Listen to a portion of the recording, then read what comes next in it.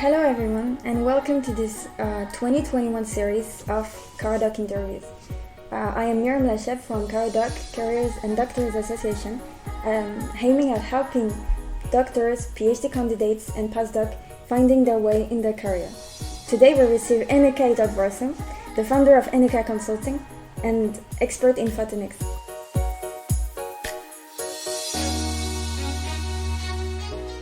Well, in fact, I'm a doctor in photonics. I was graduated in 1996 now in telecommunication industry. So I moved to a telecom industry, an American company, Corning Incorporated.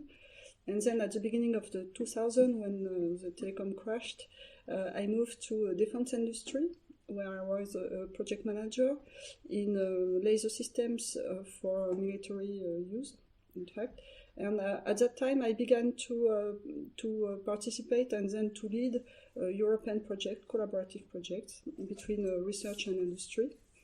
Then I moved as a business developer in Thales, and it was a large scientific instruments. And in that position, I came back a little bit closer to research labs. So I decided to move and to go to FIST, that became CNRS Innovation on technology transfer. So I was responsible for the optics photonics portfolio, patent portfolio in CNRS. So I discovered what is this job. In fact, it was very interesting to translate an innovation into a patent, and then to do some licensing or to set up some startups. And then after that, I integrated the Cluster Optics Valley. I was leading the team of between research and industry again, but it was in Saclay area. At that time, then but I live near Orléans, so it was a little bit far. So I set up my first experience as an independent consultant. But I moved again to industry, in the automotive industry, where I was responsible for collaborative innovation. During that time as well, I led the national roadmap in photonics on mobility, and I represented as well my company, Valeo, to the board of stakeholder in the European organization Photonics 21. And so after that experience, I decided really to develop my consulting activity. So it was 3 years ago. And in fact, I use my expertise in photonics technology that I grew up during 25 years in industry. and in fact, what I do as well, I set some collaborative projects, and I help some research labs to as well to valorize their research. So that's what I'm doing.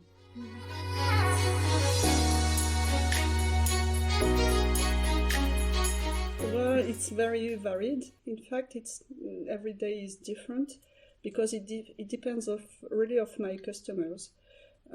So I have some different kind of customers. Most of them are startups or some people that have a project that they would like to set up a startup, and so I really have an advisor position. In fact, I help them to mature their idea, to examine the business around, and to really find the ecosystem of their project, to find some funding. So that's one part of my job. At the moment, I'm advising Huawei, that is a huge company. So on that position, really, what I'm doing, I'm introducing them to the photonics ecosystem in France and in Europe. I help them to know better all the SMEs that we have in France, the different laboratory as well. So in fact, I would say for 10 years now, really, what I'm doing is really to be between industry and research labs.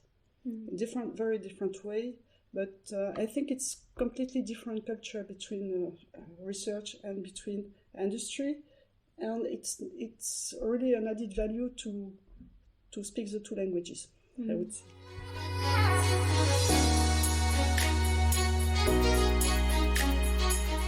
Well, I would say that it's not a first job position for me to become a consultant. What really is important for a doctor to realize that their added value on the market is really their technical expertise. And so when you get a PhD, okay, you have 3 years experience and you are an expert. You become you are going to become an expert, but you are not yet. And so the first position, what I would recommend if you want to join industry or to be consultant, is first to enter in industry and to look at research and development position. And at least for 3 to 5 years to really do some industrial research in a company. But you have to select your company because it's not equivalent to be an engineer and to be a doctor. And what the company are looking for by hiring some doctor is their cutting edge technology, and they different mind, because the skills of doctors are really creativity, innovation, collaboration.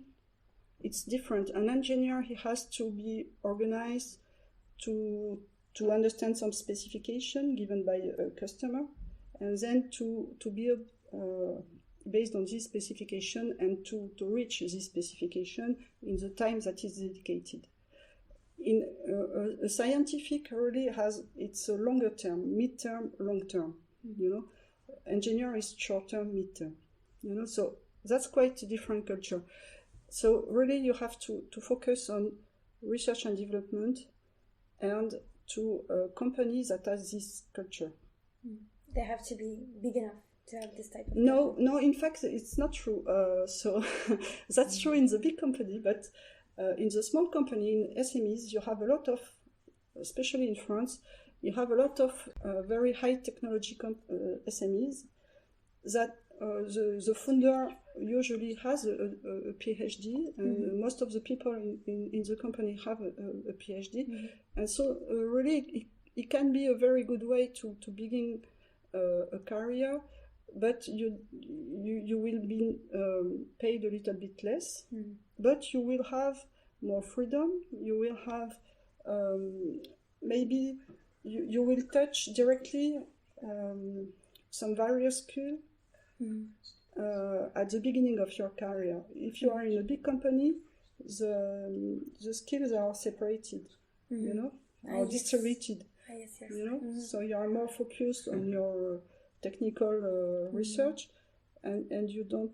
You do a little bit of management, a little bit of marketing, and so on. But if you are in a small company, it's stronger. These are other skills that you have to acquire when you are in the industry.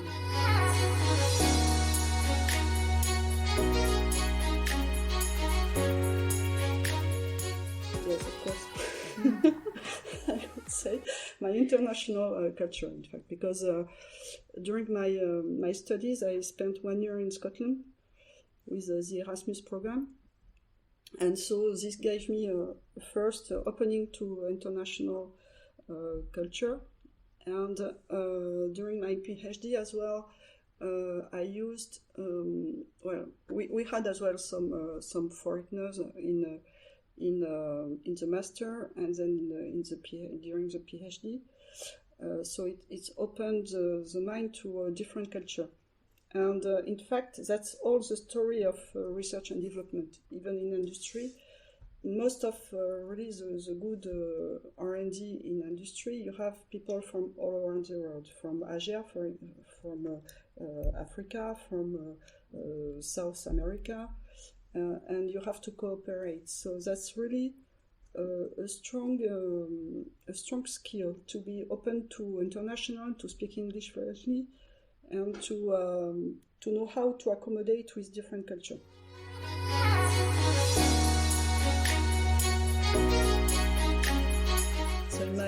my first training, in fact, what you have to understand, it's when you are a doctor, you went through all the process of academic studies, and you have the highest grade, but you are not. It's not the end of your training in life, you know. And so, in industry, you have some opportunities to be trained as well. And so, in my first position in Corning, that was an American company, all the young doctors, we got a training in management. And general skills in management, it means management to deal with a technician, for example, but as well project management. And of course, in my first job, I developed these skills. And really, when I joined Airbus as a project manager. And so I had a team of 15 people to manage. And so it's a mix of day-to-day learning, you know, and training as well. And so I used this experience as a project manager when I became member of the board, of course. So what's different between being a manager, an operational manager, and member of the board is the strategy, the vision, in fact.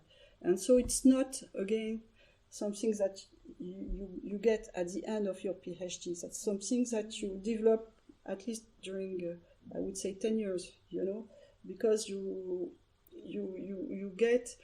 really become an expert in your area, but as well you get a vision of the market, of the customers, of different things that bring you to have to be able to develop a vision. And you learn from your peers as well, and from your manager by observing as well. So really, a board is it's something that where you decide for the company. So you develop a roadmap, you develop a vision, then you prioritize, and then you decide, or you help to decide. And after, you know, it goes back to the to the tips, I would say. So again, it's another step in management, you know. But when you are doing a PhD, you are managing a project, in fact, because it's your own research project, and so really maybe the doctors are better prepared on that aspect of project management than engineers. I think, in fact, the engineers, they have the economic training that you don't have during the PhD. So maybe if you want to become a manager later, you have as well to acquire some skills in economics and in law a little bit. But again, you don't need to be ready at the end of your doctorate, you know, because really you are hired because of your technical expertise. And then you have all the time to develop these different skills, either by training, either by reading, either by a lot of different things, or your experience.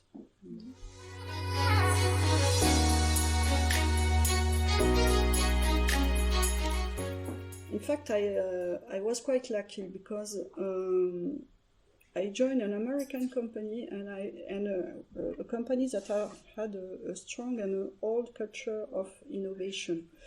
And as well, we were several of my research lab to be hired in the same company. So we were at least 10 or 15, so we knew each other. And really the culture of... we were in a research lab, European research lab, 200 people.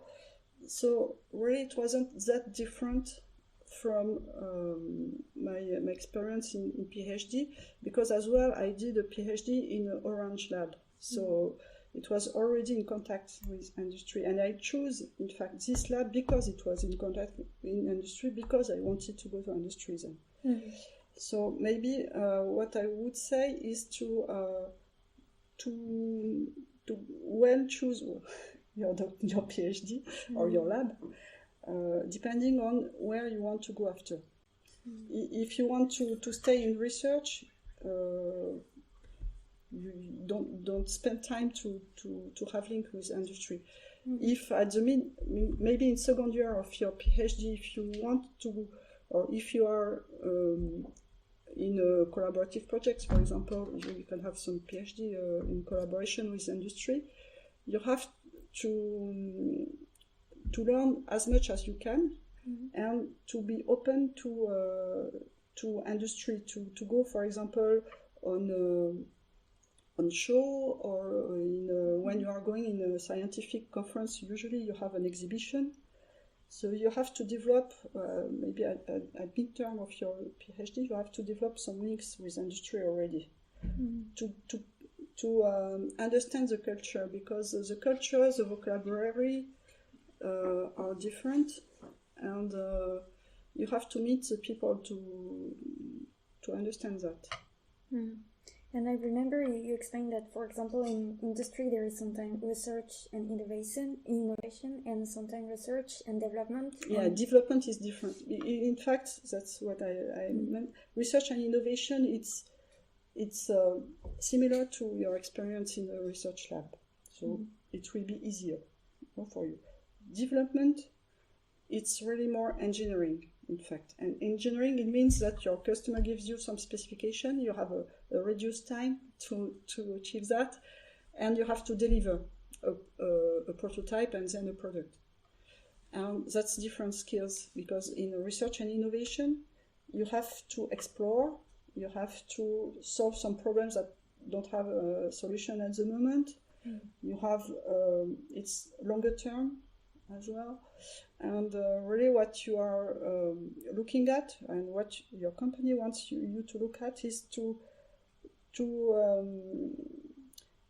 be disruptive, to create new market, in fact. So what's different? Maybe the main difference between industry and research is market, in fact. Because you are asked to I remember when I joined Corning, they were very good for that, in fact. They sent us a guy from the US, especially, to make us understand that, in fact. And the first slide was, one idea equal $1. So you are paid to be innovative, to be disruptive, but at the end, it's for the company to grow its business. You know, so you have to get some realism a little bit, and to learn to work with the marketing people, because the marketing is orienting as well a little bit the research. So that's really a day-to-day discussion between research and marketing and business development, and to make trade-off, you know. Just for the benefit of the company, of course.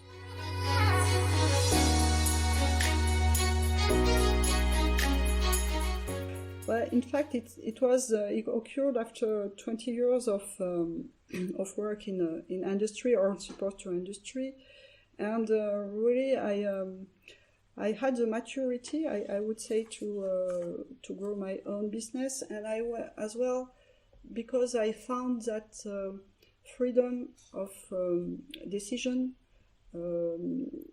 having my own vision, was important for me. And in big companies, you don't have this freedom, and you cannot choose everything. You can choose, of course, but so I wanted really to have this freedom and the possibility to choose the subject I wanted to work on, to choose the kind of people I'm dealing with, and to organize my time as well, to have a better as well a better repartition between my private life and my professional life, and so really I found this equilibrium, in fact, between the two, by doing my own business.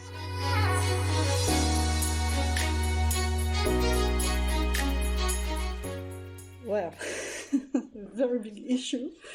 In fact, I would say, in fact, at the beginning of the career, it's not an issue. Maybe because I was in telecommunication. In telecommunication, there were 30% of women, and I was in an American company, and I was in research and innovation, so that was quite open and friendly to women. Then I moved to defense and security industry, and then to automotive industry, 10%, 12% of women, and that was quite different. It was more violent.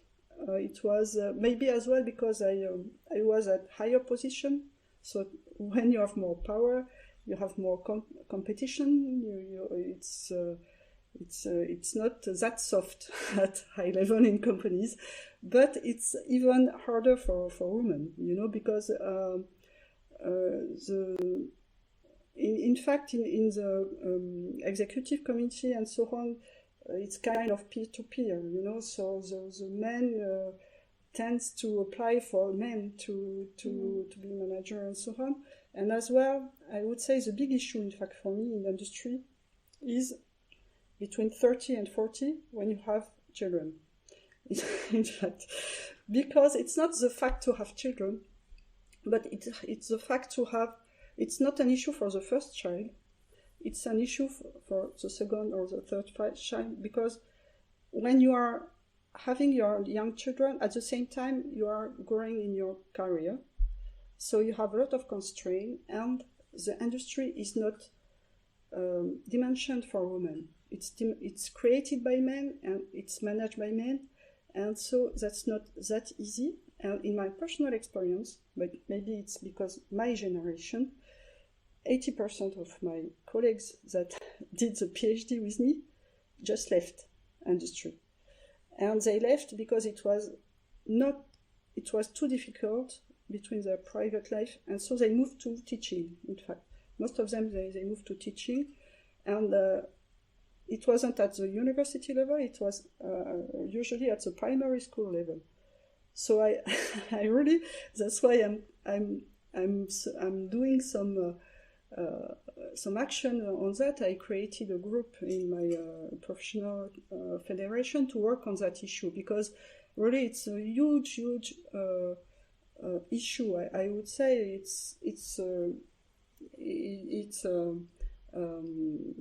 the French society is losing a lot of competencies like that, because you have very qualified women, and they just at the moment they just say, well, that's too much, and that's too much for that, because they are at the same time they are a little bit it's harder to get the position, the higher position, and it's more difficult in their life, But it's changing. What really it depends as well of the managers that you meet in the industry, and you have some that are very open to women. They help you to grow and so on, and you have that are quite traditional, and they don't. But what I'm observing, it's changing on the young generation. The young men are really more involved with their children. They want to stay more taking care of their children, of their woman as well, wife, and to have this. In fact, what is important, the fight of the woman is beneficiating to the men, because it's really this equilibrium between the private life, between the children and the private life, and the social life and the work, and what is good for women really helps the young men as well. And so now it's easier, I would say. I don't want to be too much pessimistic. That's really an exciting industry. Is really exciting because you have a lot of opportunity. You can really choose your career. You can choose your path, your evolution, and so on. But be prepared. It's not that easy, and you have to choose very carefully the company you are working in. It's not equivalent to all the company are not equivalent with women. So just try to know from peer-to-peer what are the good ones. Thank you very much, Annika, for appearing in our YouTube channel. It was a pleasure. Bye-bye.